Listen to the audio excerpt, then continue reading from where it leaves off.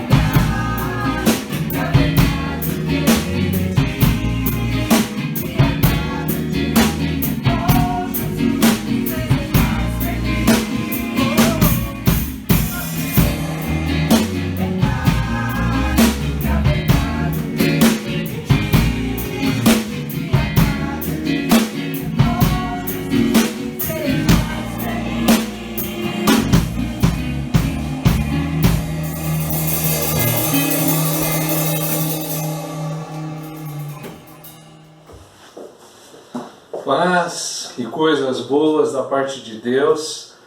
É uma satisfação me dirigir novamente às nossas comunidades da Igreja Adventista da Promessa em Vilhonconé e em Virnholanda. Satisfação falar com os irmãos. Semana passada, quando aqui estivemos, eu comuniquei aos irmãos da minha debilidade na parte de gripe, uma gripe bastante forte. Com o passar da semana e com os resultados foi confirmado que eu, aqui de casa, a nossa turma aqui, estamos acometidos pelo Covid. O Covid-19 nos pegou. Mas os sintomas foram brandos, graças a Deus. É óbvio que há muitos incômodos, é óbvio que é uma coisa que tira você do comum. Mas nós estamos felizes porque Deus tem cuidado de nós, tem usado de misericórdia conosco, E eu agradeço a oração dos irmãos, a manifestação de carinho. Estamos bem, graças a Deus. Essa deve ser a última semana de quarentena nossa. Em seguida já podemos retomar as atividades nada normais, mas enfim, com todos os cuidados. Eu agradeço você que orou por nós. E estamos aqui nesse canal para conversar com os irmãos sobre aquilo que Deus tem enchido o nosso coração nesses tempos de reflexões. Venho sido provocado pelo Espírito Santo para conversar com a igreja a respeito desse mergulho, dessa imersão. E aí a gente tem se aprofundado um pouquinho em conceitos do Evangelho que nem sempre estão tão claros para nós, não é mesmo? E a ideia de hoje é que a gente faça mais uma imersão, mais um mergulho. Nós podemos identificar com facilidade a nossa vida na narrativa dos evangelhos. É fácil de perceber quem somos, onde estamos localizados dentro da primeira leitura feita pelo evangelho. Quando mostram as lutas, quando ficam claro para nós as dificuldades da vida, quando percebemos a maldade, as hostes da maldade que lutam contra nós, são maldades de origem humana, maldades às vezes de origem até demoníacas, mas que militam contra nós, e nós nos debilitamos, nós somos atingidos. É gente que sofre, gente que passa dores tremendas e sérias, Então somos acometidos por tumores, por doenças, por mentiras, por calúnias, por desastres e má sorte, ódio de pessoas, e isso tudo fragiliza-nos, e aí a gente facilmente entendemos o contexto bíblico quando entramos nessa narrativa de que somos essa gente sofredora, perseguida, e que precisa de um Deus que seja milagroso, poderoso, maravilhoso, que cuide de nós, que tire-nos dessa dificuldade toda, trazendo prosperidade, trazendo calma à nossa vida.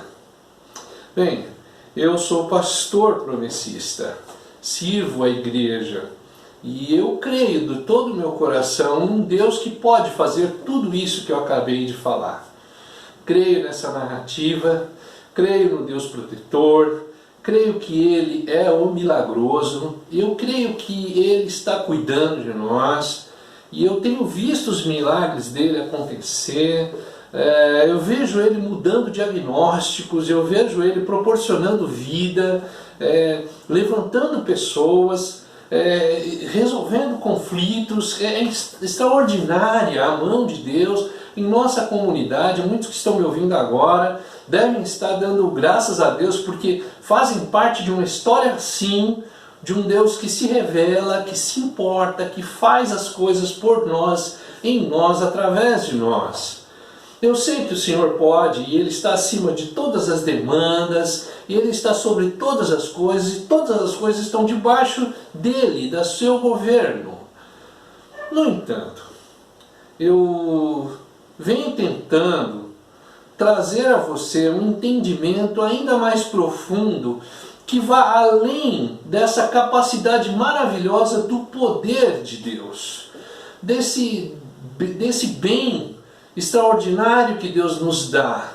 E que a gente possa mergulhar um pouco nas Escrituras Sagradas, no entendimento do Evangelho, para conhecermos além do poder de Deus e conhecermos um pouco mais sobre a vontade extraordinária do nosso Deus. Saber a respeito da vontade. E depois de termos falado sobre esse homem interior, que tem essa necessidade diferente dessa do homem exterior, depois de termos falado da essência que compõe esse homem interior, que foi nos revelado pelo amor de Deus, eu queria agora convidar você para mais um mergulho e tentar entender uma doutrina que é defendida pela Reforma Protestante e acatada pela Igreja Adventista da Promessa em todo o seu conceito, que é o sacerdócio de todos os crentes. Portanto, hoje o nosso tema é imersão, sacerdócio. Você é nosso convidado. Deixe-me ler o texto bíblico, e o melhor texto para essa reflexão acaba sendo um texto já conhecido dos irmãos, que é o texto de Pedro, né? 1 Pedro, capítulo 2, versículos de 5 a 10, é um texto extraordinário, poético, bonito. Eu queria ler esse texto, vou ler na NVI, e queria pedir que você, por favor, nos acompanhasse. Vamos lá? Então, 2 Pedro, capítulo, 1 Pedro, aliás, capítulo 2, do versículo 5 ao versículo 10. Diz assim o texto: Vocês também estão sendo utilizados como pedras vivas na edificação de uma casa espiritual para serem sacerdócio santo, oferecendo sacrifícios espirituais aceitáveis a Deus por meio de Jesus Cristo.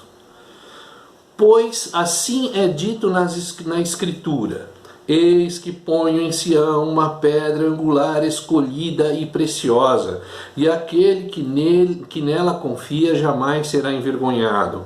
Portanto, para vocês, os que creem, esta pedra é preciosa, mas para os que não creem, a pedra que os construtores rejeitaram tornou-se a pedra angular, e pedra de tropeço e rocha que faz cair.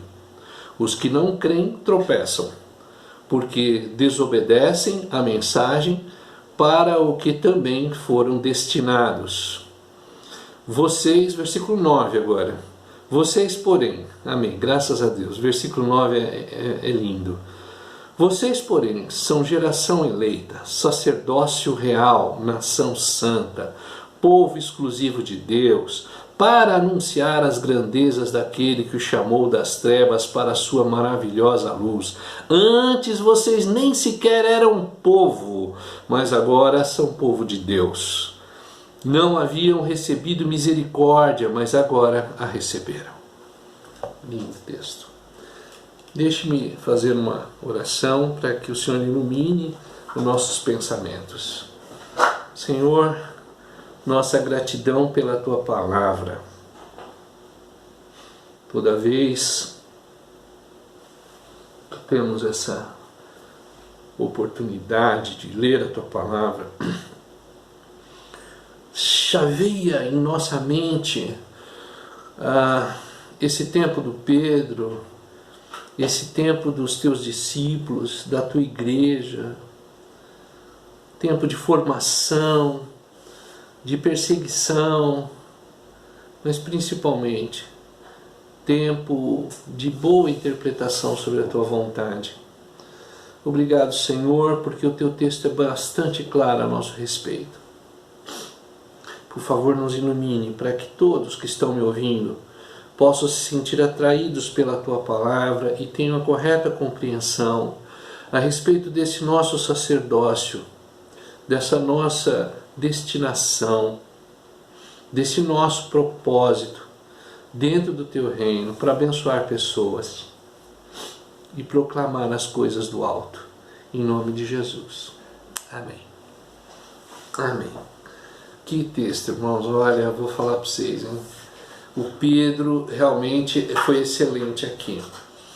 Nós estamos lendo um texto escrito mais ou menos nos anos 60, ainda não estava deflagrada a maior perseguição da igreja, que foi na época do Nero.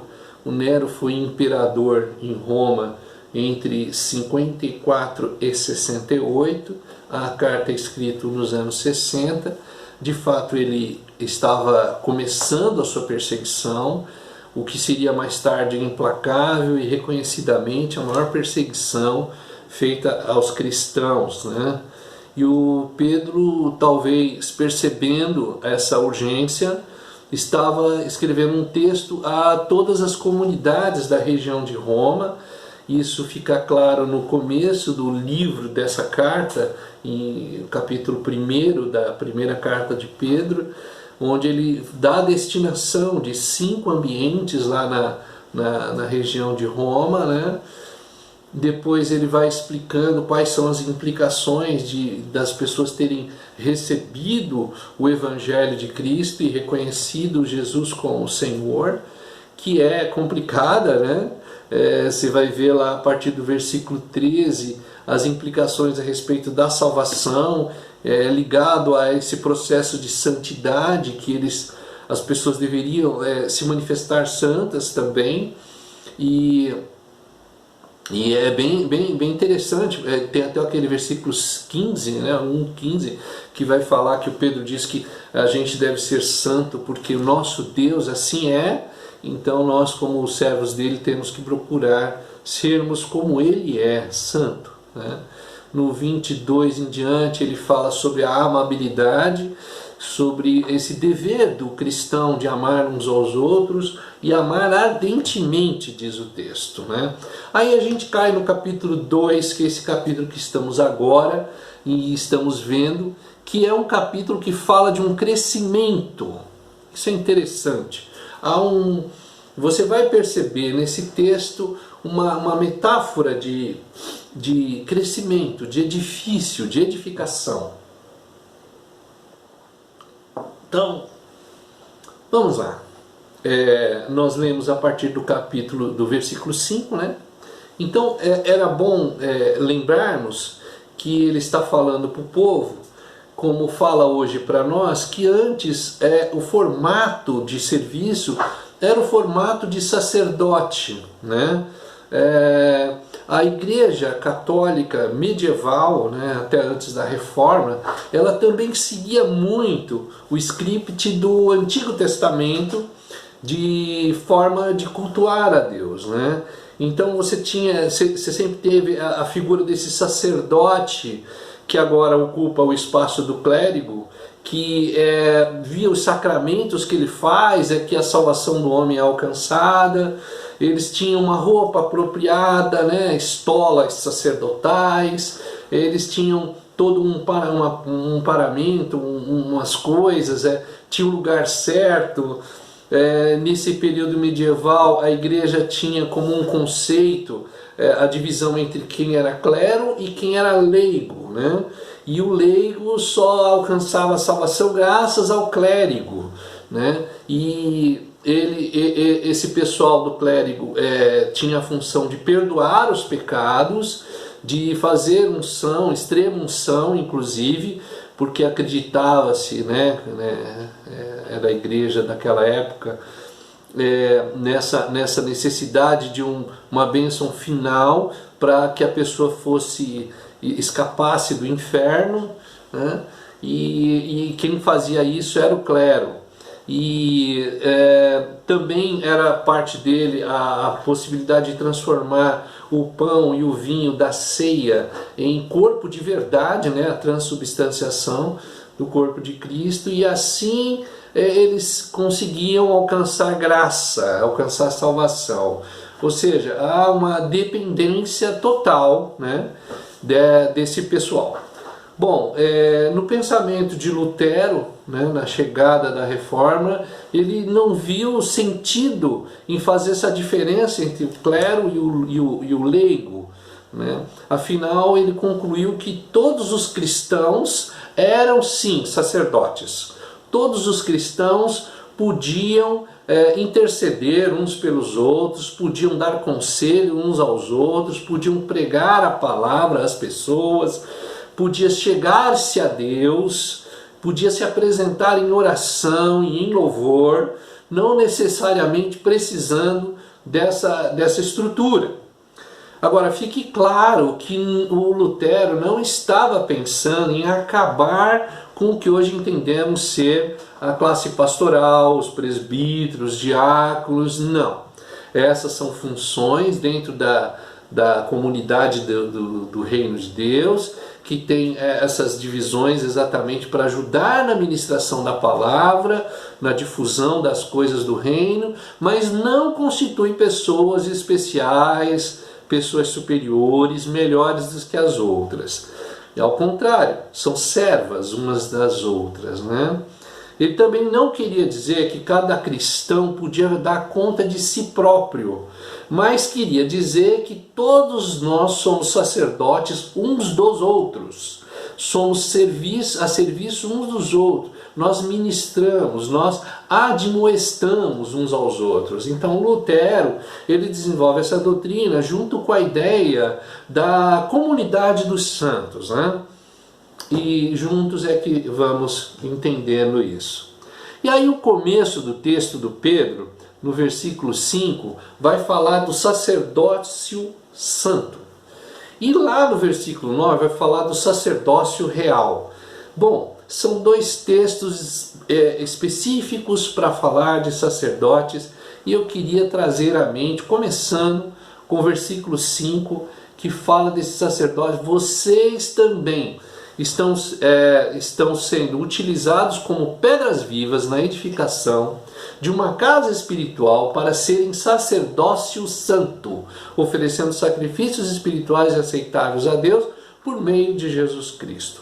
Bom, no Antigo Testamento havia os sacerdotes, que eram consagrados ao serviço mediante a legislação mosaica e que tinha que observar todos aqueles tratamentos específicos, e eram objetos específicos e ofereciam sacrifícios permanentemente. Todos os dias havia essa propiciação, esse momento de sacrifício, com diferentes ofertas, né? E com diferentes ritos e dádivas, mas acontecia o tempo todo. Eles, sacerdotes, oravam pelo povo, eles ensinavam a palavra, ensinavam a lei em todas as ocasiões.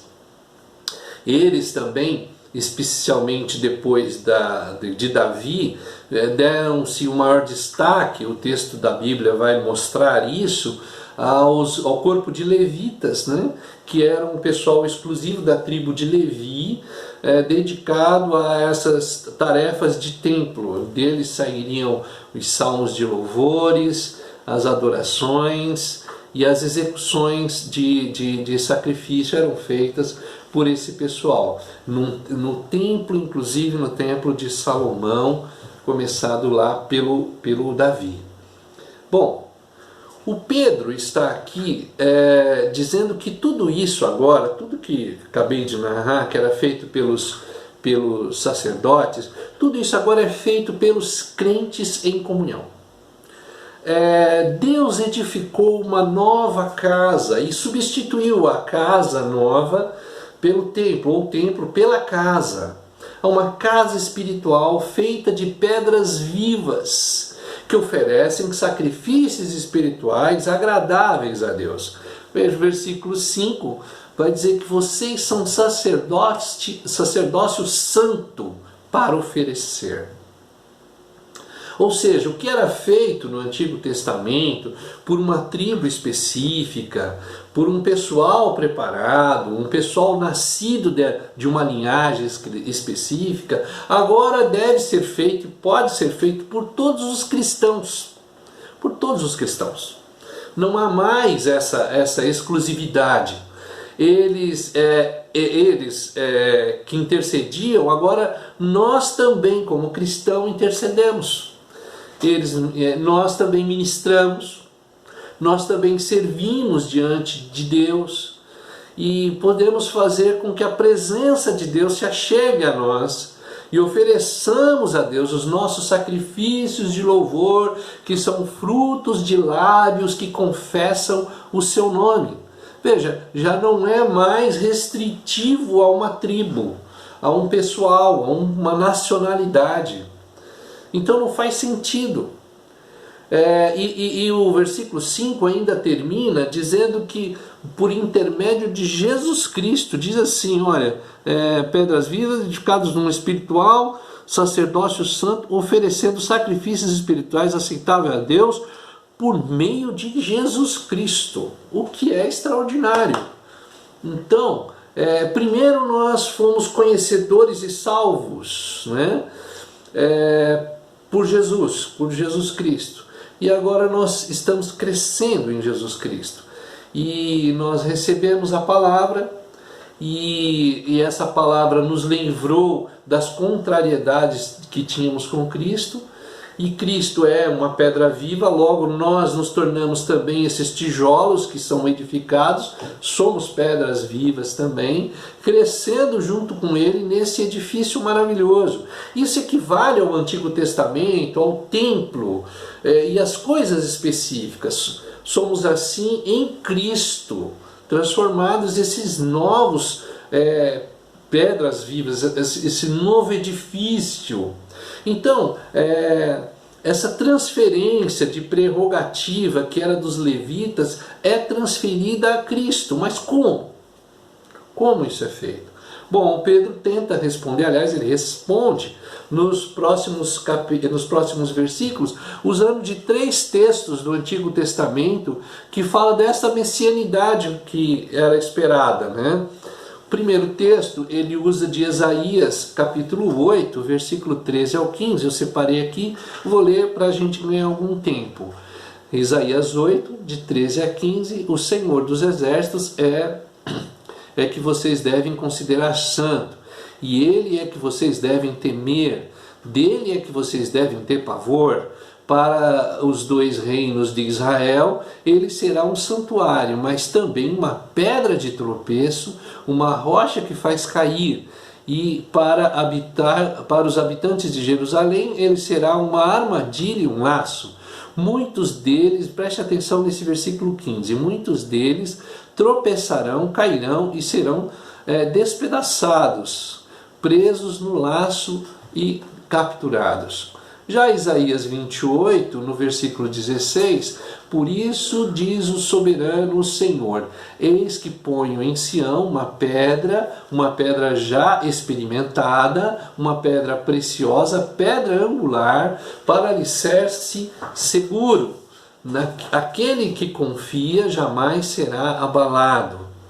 Isaías fala então da confiança que podemos ter nessa nova pedra que será colocada e que vai frustrar os outros que não creem nela, né? E ela será a base desse novo templo, dessa nova casa. E aí vamos para o Salmo 118, versículo 22, que diz que a pedra que os construtores rejeitaram tornou-se pedra angular. Esse é um texto repetido várias vezes no Novo Testamento.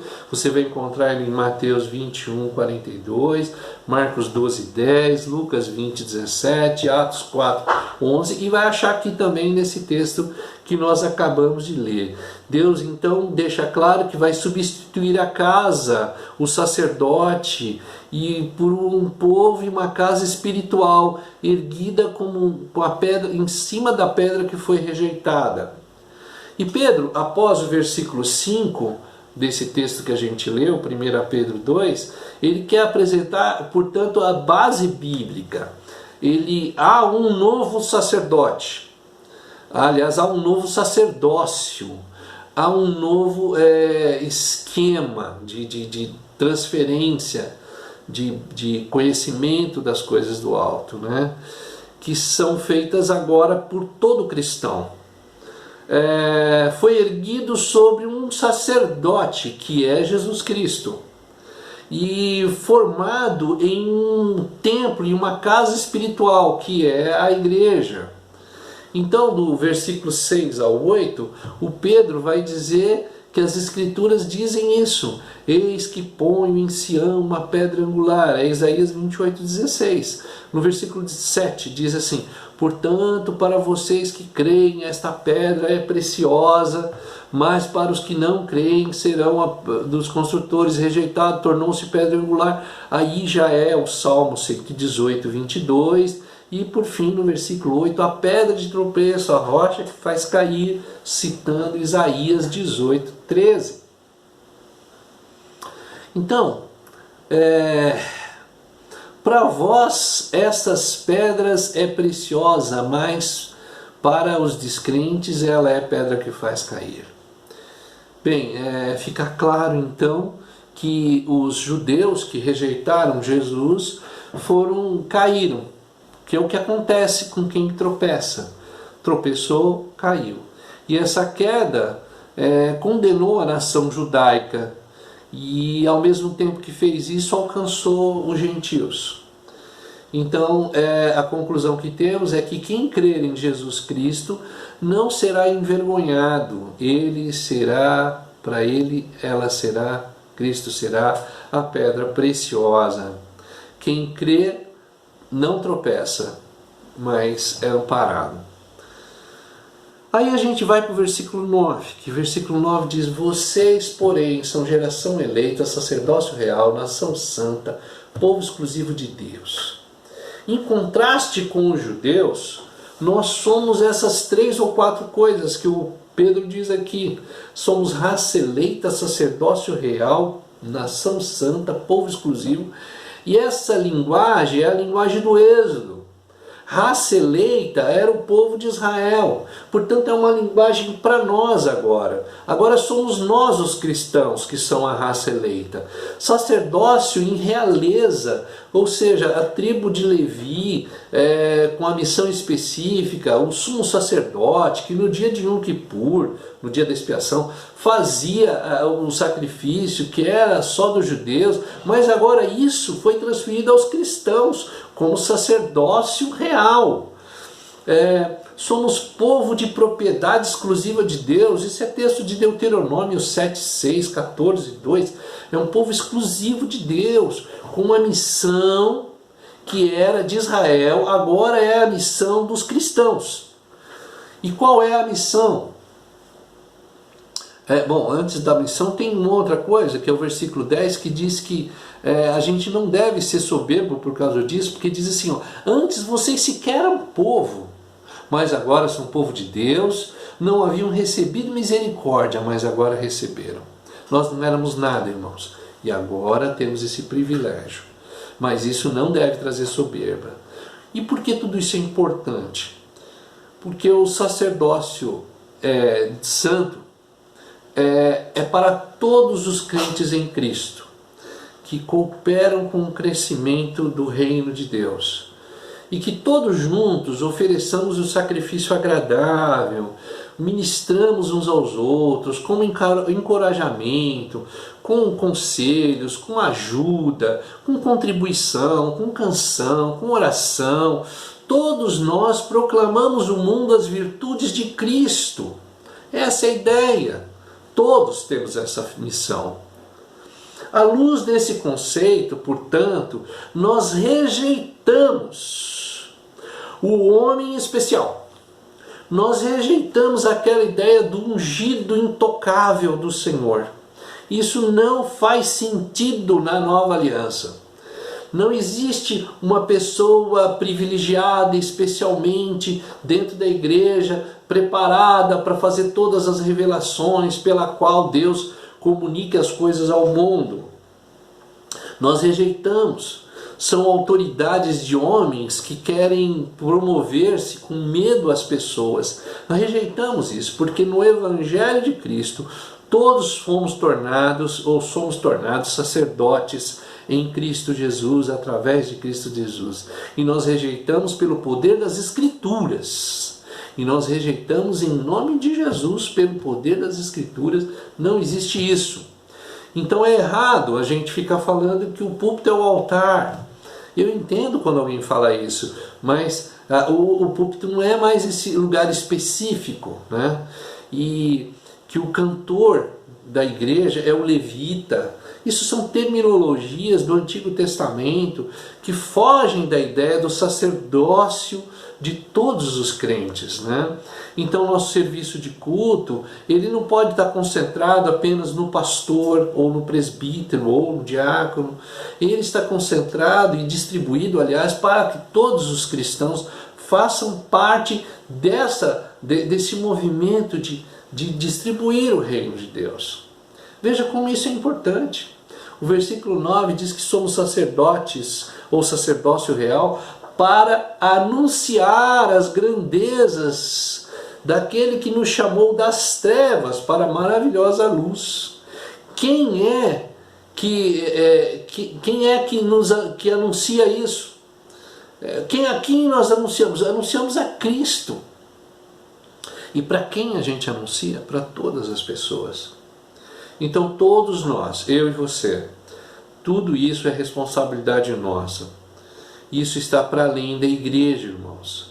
Isso faz com que a gente cresça em maturidade de sacerdote das nossas casas, sacerdotes das nossas famílias, em nossas empresas, na vida. Veja como isso é sério. Nós ainda vamos voltar a falar mais sobre isso.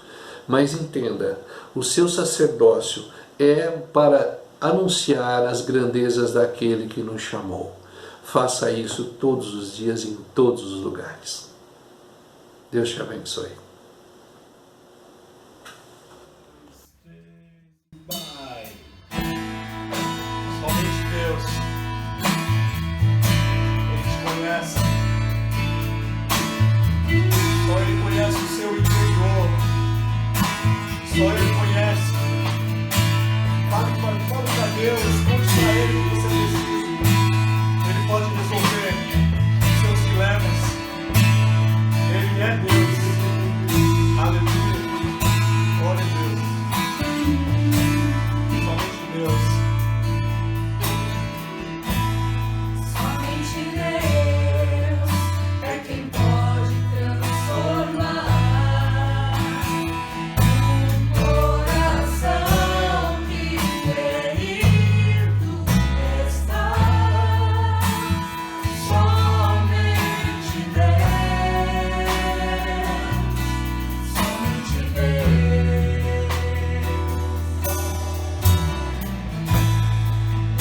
Tenho o poder de conhecer meu interior.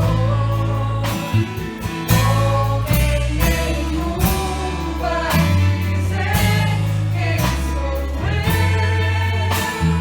Somente Deus, somente Deus. Somente Deus. Somente Deus tem a fórmula da vida, é a única saída, nele eu posso descansar. Somente Deus alimenta minha alma, teu Espírito me acalma. Eu sou bom em ti. Aleluia, Senhor. Acalme nossos corações, Senhor. Oh, Deus.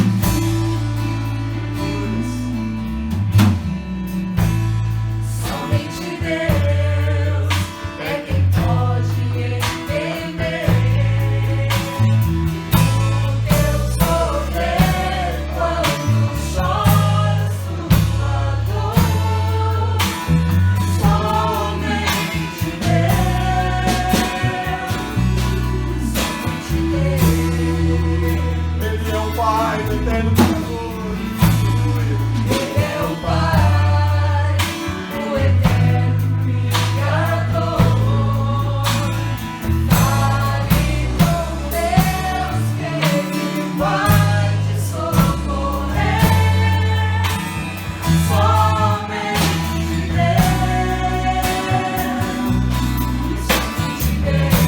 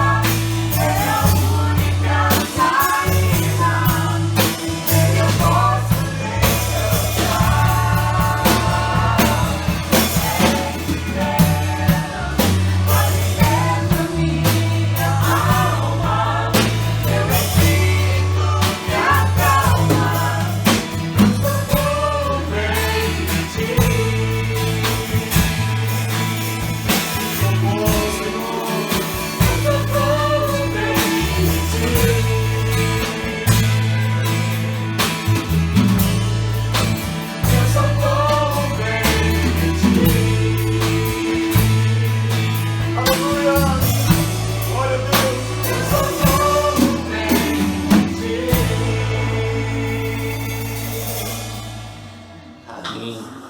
Nada como louvar e engrandecer o nosso Deus. Esse é o nosso momento da oração. Queria pedir que você entregasse a Deus as suas dificuldades. Nós vamos orar por você, lembrando-se que a igreja está se preparando para o retorno. Em breve será anunciado ao conselho uma reunião que precisamos formatar como vai ser o nosso retorno, em respeito a todas as pessoas que sofrem riscos graves com relação a essa doença. Graças a Deus, nossa casa aqui, os sintomas foram brandos, foram tranquilos, mas a gente sabe que dependendo do estado de saúde de cada um, essa história pode ser diferente. Nós não somos inconsequentes, nós somos responsáveis, somos líderes da Igreja de Cristo e precisamos, como líder, respeitar essas dificuldades. Então, em breve você será informado sobre como a igreja vai proceder. Agora, por esse momento, eu quero orar, pedir que a boa mão do Senhor o alcance. Feche seus olhos, confie no Senhor. Pai, em nome de Jesus, nesta oração, eu apresento as dores dos nossos irmãos. Gente que precisa da sua ajuda, gente que depende do teu socorro, gente que conta com a fé dos nossos queridos para que o ajude a chegar ao ponto seguro. Pai, por favor, são dificuldades terríveis, são problemas difíceis, mas que nós confiamos na sua boa mão, Senhor. Nós temos ouvido de pessoas, nós temos atendido pessoas que estão passando por dificuldades reais, mas também temos escutado a respeito do teu livramento. Também enche o nosso coração perceber que o Senhor é um Deus que guarda, que cuida, que protege. Obrigado, Senhor, por isso, por essa dádiva.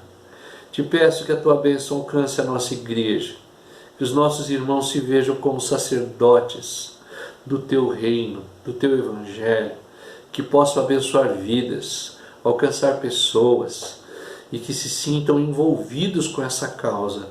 Somos chamados por ti para isso, Senhor. Então, bendito seja o seu nome. Guarda a nossa igreja, Senhor, para que a gente faça as coisas certas. E o Senhor tem visto o coração da tua liderança, tem visto nossas vontades, que é fazer a coisa melhor possível. Então, por favor, nos ajude, Senhor. Ilumine nossas mentes, para que possamos ser compreendidos e compreender pessoas. Em nome de Jesus. Amém. Vamos à bênção do Senhor. Que a graça do Senhor Jesus, o grande amor de Deus e a comunhão do Espírito Santo esteja com todos vós, desde agora e para todos sempre. Amém. Deus te abençoe.